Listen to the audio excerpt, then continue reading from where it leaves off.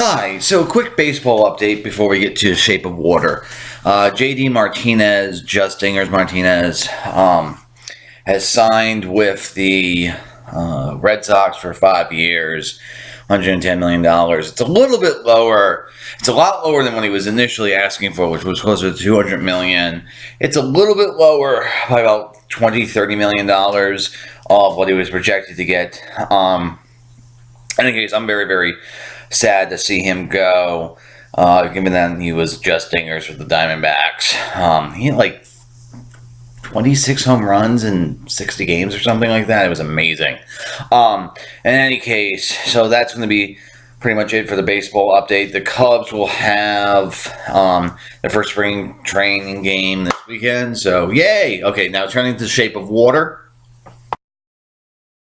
But first, my standard legal bullshit disclaimer that I will be showing clips from various movies, this time The Creature from the Black Lagoon, as well as the trailer for Shape of Water. I do not own the copyright. I'm claiming use for this copyright under fair use. I do not profit from these videos. I have not monetized my channel. I am engaging in commentary and criticism, which, as far as I can tell, falls under the fair use doctrine. So that is what I'm claiming. Various companies. I recommend that you go buy and take it and go see Shape of Water and buy from Universal The Creature from the Black Lagoon. Again, don't own the copyright, claiming fair use. Okay, see you in a moment. Okay, so this movie, Shape of Water, is absolutely amazing. It's everything you could possibly want from a movie. It's alive, it's beautiful, both sort of like its story, and also just look at the footage of how wonderfully it's shot and directed, on sort of the color palette of the film and everything like that. It is by far my favorite film of the year. I want it to win basically every Oscar it's up for. Including some that it wasn't actually nominated for. It's deeply emotionally involving for me. I think it forms something of a trilogy with Devil's Backbone and Pan's Labyrinth. Del Toro's other two films. So at the end of the day, there's so much detail. So there's going to be a shot in this movie. So this movie is also about love and loss and loneliness. Towards the end of this, you'll see a guy with cake where there's one piece missing. In the context of the film, you can actually figure out that is him going to his own birthday party. That he's the only one there, so he's so lonely. So if you're a B-movie fan or like Hollywood history, it's a great film in that perspective. It's just an emotionally draining film. So I want to spend the rest of the day sort of talking about The Creature of the Black Lagoon, and then also fascism. Okay, see you in a moment. So The Creature from the Black Lagoon is actually, and you're watching the trailer from it, I'm only going to show one scene. It's sort of the most famous scene in a moment. But it's a trilogy of 3 films where the Gill Man, which is pretty much the archetype for every single like amphibian-ish creature in Hollywood, is the sort of plot of the first one is they're trying to capture him. He kind of falls. It's sort of beauty. It's sort of like King Kong, the South American creature, tries to get captured, then brought back to civilization. The second one, he is captured, and then brought back to civilization, and then escapes, which is Revenge of the Creature. Then the third one is The Creature Walks Among Us, which is while trying to be recaptured again, he gets burnt, and then they end up saving him, and he ends up kind of becoming pseudo-human, and he loses the ability to swim, and so he becomes kind of sad. And then at the end of the trilogy, he walks into the ocean and basically admits suicide. It's kind of a very the third one's kind of very, very dark. I really do like these films. They're very 1950s sort of B-movie-ass stuff, and of course the character design is very, very striking. It's just, and of all the Universal horror movies, one of the reasons why this one particularly stands out, and it doesn't really surprise me that Del Toro would make a movie sort of in reference to it, is this is the only one in which, so like in Dracula and the Invisible Man and the Mummy, like the villain or the monster is quite clearly monstrous and sort of the villain. and then even like in Frankenstein, where there's some sort of sympathy for the monster, it does end up drowning that girl in Frankenstein's. So it's a little bit more ambiguous. This is the only one where where the creature from the Black Lagoon in the text of the movie is almost always sort of the victim, where it is sort of very much about evil sort of scientists coming to capture him, because he's not terrorizing like a village or anything. They actually go to the lagoon to try to extract him in the first film. In the second film, they bring him to Florida and then torture him, basically. And so there's always sort of been a sort of a sadness to this character, which I think Del Toro tapped into, and then sort of environmental themes. Okay, so I want to pause here and talk about the other two scenes while they're playing. The most famous scene, which is sort of the love dance, and then sort of an environmental scene. Okay, so the first scene coming up, it occurs in sort of the first act. This is the female scientist. Her boyfriend, husband just went down, and she is heading into the Black Lagoon for just trying to check it out, sort of romantic thing. You'll note that for 1954, her bathing suit is rather sort of risque. Now, there's a lot of things you can say about this particular scene. Of course, as you will see, there's certain shots where she appears semi-nude or kind of nude, i.e. like this shot. And so for a lot of people, young boys especially, this might have been the very first time they ever seen a scene with some sort of sexual content. And of course, at this point, this is the creature, and he sees her, and of course, he's sort of naturally curious. What's going on? What is this woman? This shot also obviously very sexualized.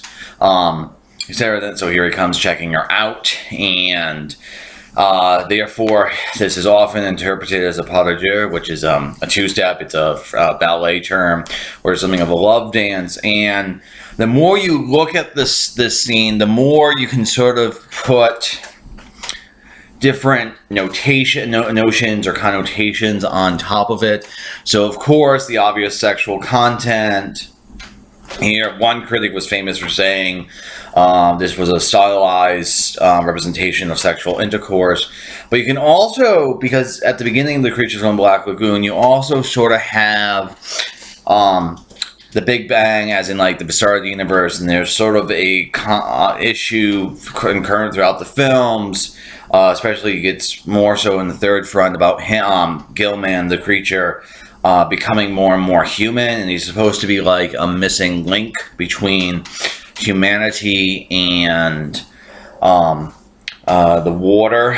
And so so when you can almost interpret it as like the Great Chain of Being, that he's lower in the water because he is less involved than she is. So there's that sort of connotation. So a lot of ways, The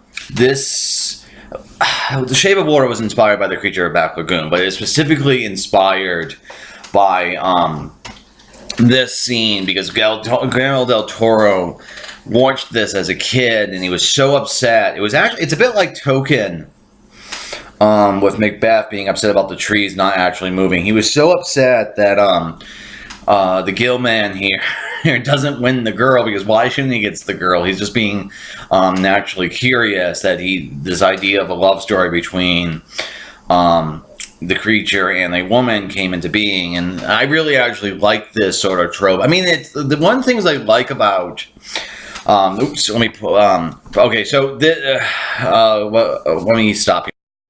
Okay, so this is the environmental scene. They're poisoning the water to try to knock out the creature.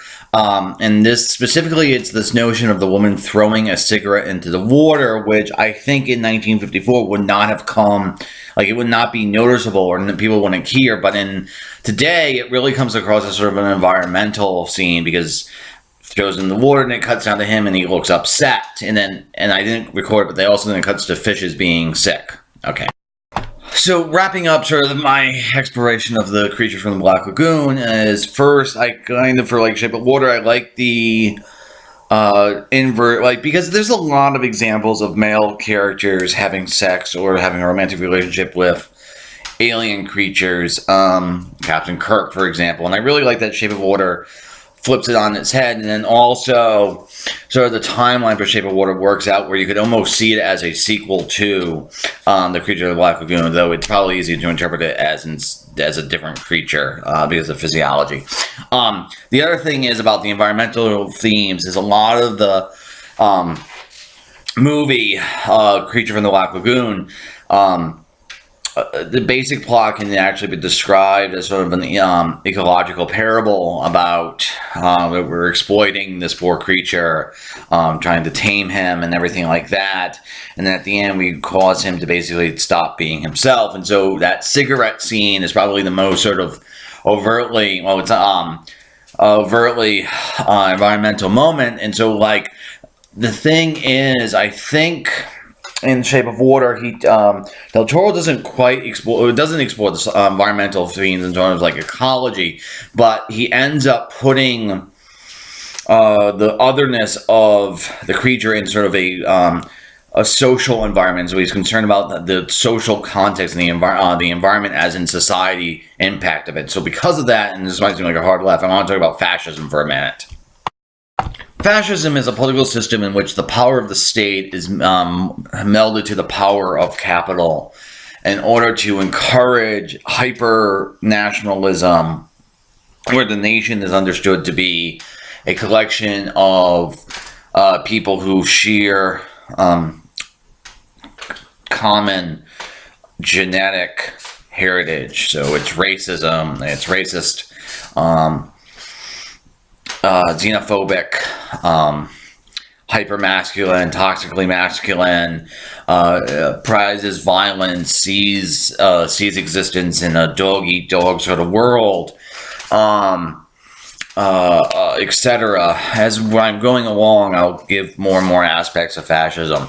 Now, the reason why I'm bringing this up is I believe Shape of Water is sort of an anti-fascist film because, again, I think it forms the final sort of conclusion of a trilogy with The Devil's Backbone and Pan's Labyrinth, where these three films by Del Toro are interested in fascism because it's directly dealing with, in the first two cases, the Spanish-American War, the Spanish Civil War.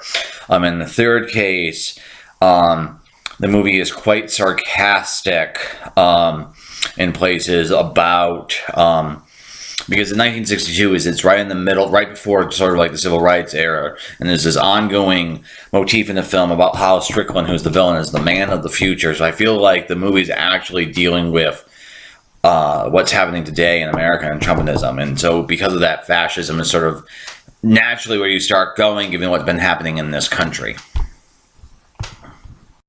With that being said, I just want to make it clear, what's happening with Trump and Trumpism is not fascism per se. It's not nearly as bad as fascism. Of course, because, like neo-Nazis and the Holocaust killed 50 million people. And we still have in this country sort of institutions. The court system, for example, has been pushing back relatively strongly against Trump and Trumpism. The Democrats are basically useless, but they're still are kicking against the flow of time and everything. And in any case, Trump and Trumpism isn't exactly fascism because it is sort of different. It's actually, again, I think it's probably the easiest way. Like, it's kind of post-fascism or a degenerate form of fascism, mainly because Trump is such a fucking idiot. In any case, I think Shape of Water, besides being this deeply moving sort of love stories, I think it's actually a fairly biting social critique, or at least whatever you want to say in terms of the film's politics or its political aspects. It's clearly in sort of the same sort of universe as Devil's Backbone and Pan's Labyrinth, and it's by far the best film of the year, by far the best film Del Toro has ever made. I cannot stress enough how much I love this film. It is my favorite film of all time, as I'm sure I've said multiple times. Please go see it. This is concluding part 1 of Cubs and Culture. Of concluding part 1 of Shape of Water, Cubs and Culture. I will finish this up in a couple of weeks when I actually get Shape of Water and talk about the film directly, and then I'm also going to do a section on Del Toro's work. So see you tomorrow for a quick update. Cubs and Culture out.